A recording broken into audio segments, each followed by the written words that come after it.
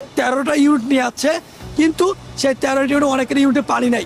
আপনারা দেখেন যেখানে আগুন লাগে, আগুন জ্বলতেছে, সেখানে পানি দেয় না, যেখানে আগুন জ্বলে না সেখানে পানি দেয়। এটা আপনারা সুনিশ্চিত, এটা হচ্ছে শুধু পরিকল্পনা বলবো না, এটা বলাটা ভুল হবে, এটা হচ্ছে সুপরিকল্পিত। কারণ আপনি আগুনটা যদি নিচতলায় লাগতো তাহলে আপনি একটা বুঝ দিতে পারতেন যে হয়তো বা কোনো সিকিউরিটি গার্ডের কারণে বা কোনো ব্যক্তির কারণে এটা এরকমটা হতে পারে, বা 2 তলায় লাগলে সেটাও আপনি বুঝ দিতে পারেন। কিন্তু আগুন 1 তলায় লাগলো না, নিচতলায় লাগলো না, 2 তলায় লাগলো না, 3 তলায় লাগলো না, 4 তলায় লাগলো না, আগুন গিয়ে লাগলো 6 তলায়। এটা কি আমরা দিচ্ছি?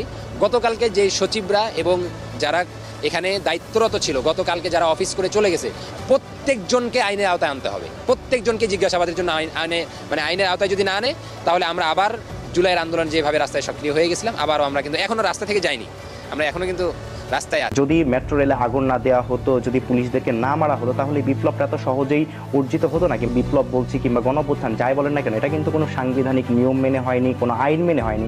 আইন যদি মানতে যেতাম তাহলে কিন্তু এই বিপ্লবগুলো হতো না।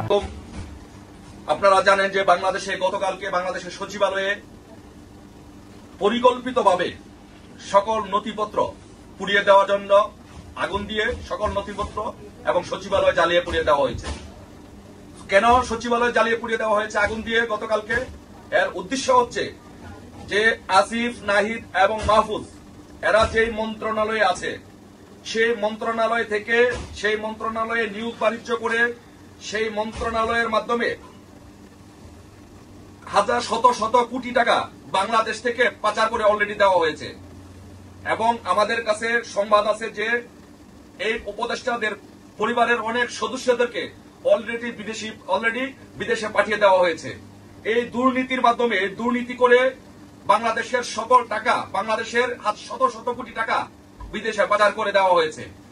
এই দুর্নীতি যেন কেউ ধরতে না পারে, এই জন্য সচিবালয়ে আসিফ, নাহিদ এবং মাহফুজরা যে দুর্নীতি করেছে, তাদের দুর্নীতি যেন জনসম্মুখে না আসে, এটা যেন প্রকাশ না পায়, সেই জন্য এইখানের যত নথিপত্র আছে সবকিছু জ্বালিয়ে পুড়িয়ে দেওয়া হয়েছে, যেন ভবিষ্যতে যে সরকার ক্ষমতা আসে তারা যেন এটাকে ট্রেস করতে না পারে, তারা যেন এটাকে বের করতে না পারে। এই জন্য সচিবালয়ে পরিকল্পিতভাবে আগুন দেওয়া হয়েছে।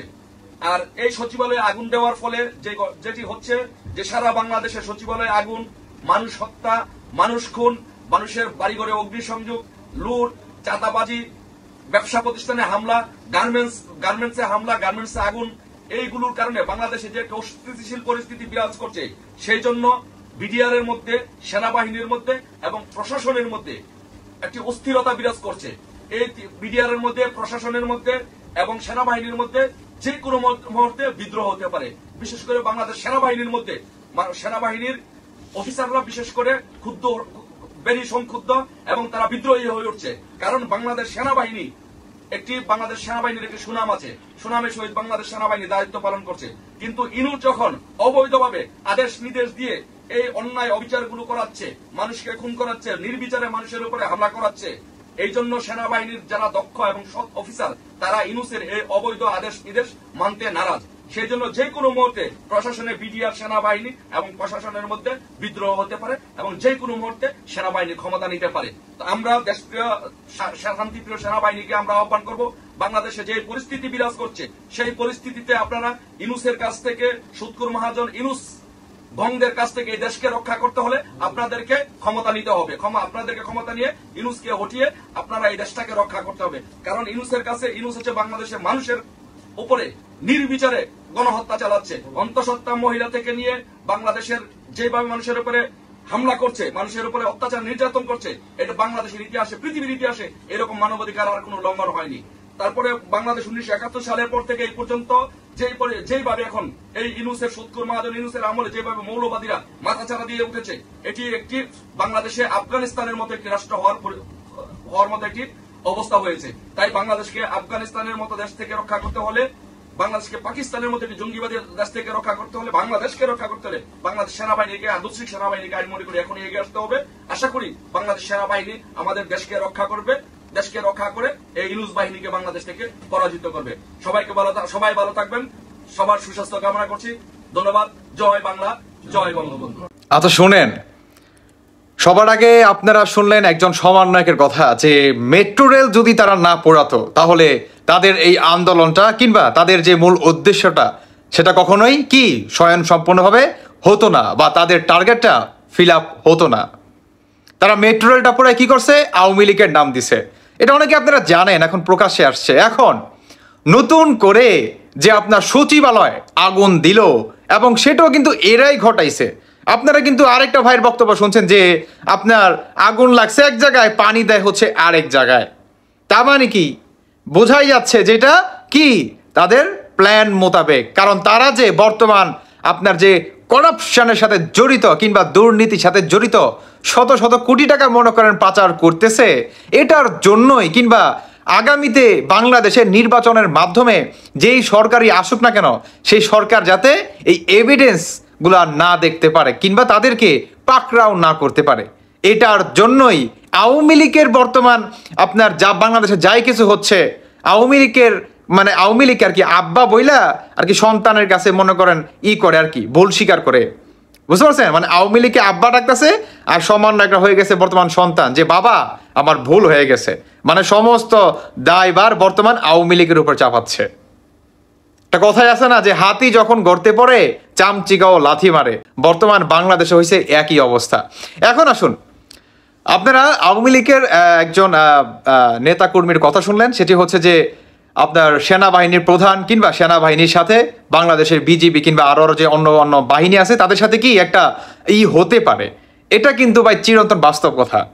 দেখেন একটা কথা বলি, আমি আমার কথাই বলি, আমি যখন ছোট ছিলাম তখন যখন নাকি আসলে বাসার সামনে দিয়ে আসলে সেনাবাহিনী গেত, মানে গর্বে আসলে বুকটা ভরে গেত। কিংবা তাদের গাড়িটা যদি মনে করেন ধরেন এক্সাম্পল 1 মাইল দূরে থেকে যদি দেখতাম যে তাদের গাড়ি গেতেছে সেনাবাহিনীর, বিশ্বাস করেন ভাই পিছনের দিকে ঘুরে একটা মারতাম দৌড়, বাসার দিকে এক দৌড় মারতাম যে সেনাবাহিনী আছে ভাই।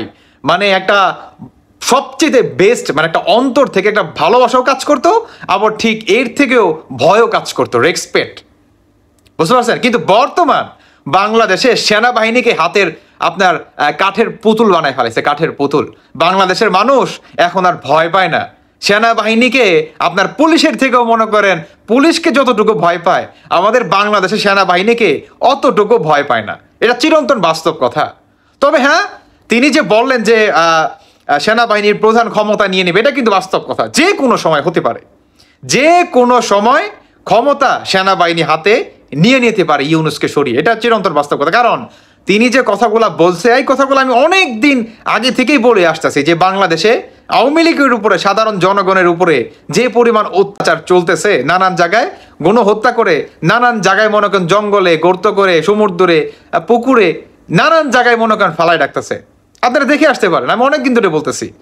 তো আমাদের বাংলাদেশে বর্তমান এই অন্তর্বর্তীকালে সরকার কিংবা এই উপদেষ্টারা তারা যে সচিবালয় জ্বালাই দিছে, এটার সঠিক বিচার আমরা দাবি জানাচ্ছি। সঠিক বিচারের আওতায় আনতে হবে প্রত্যেককেই। আপনারা কিন্তু সাধারণ মানুষের কিন্তু বক্তব্যটা শুনছেন যে আগুন লাগছে এক জায়গায় আর পানি ঢালে আরেক জায়গায়। বুঝতে পারতেছেন তো বিষয়টা কোন জায়গায় গড়াইছে? কি এখন পর্যন্ত বোঝেন নাই? তার মানে কি করাপশনের সাথে সব বাই জড়িত, সব বাই। শুধু একমাত্র এই সেনাবাহিনীটাই শুধু বাকি আছে, সেনাবাহিনীরাই শুধু বাকি আছে। তাই তিনি যে বললেন যে সেনাবাহিনী যে কোনো সময় আপনার ক্ষমতা হাতে নিয়ে নিবে, এটা চিরন্তন বাস্তব কথা। দেখতে পারবেন আপনারা, অচিরেই দেখতে পারবেন। এই সমন্বয়ক হাসনাত, সার্জিস, আপনার উপদেষ্টা নাহিদ, আসিফ, যেই কয়টা আছে সব কয়টায় মনে করেন করাপশনের সাথে জড়িত, সব কয়টায়। আর এরা হচ্ছে বর্তমান আপনার শুধু এটাই না, এরা হচ্ছে স্বাধীনতা বিরোধী, এরা হচ্ছে বাংলাদেশের সবচেয়ে জাতির সবচেয়ে বেশি শত্রু এরা। এই সমন্বয়করা হচ্ছে বর্তমান বাংলাদেশ সবচেয়ে বড় মীর জাফর। এদের থেকে মীর জাফরগিরি আমার মনে হয় নাই।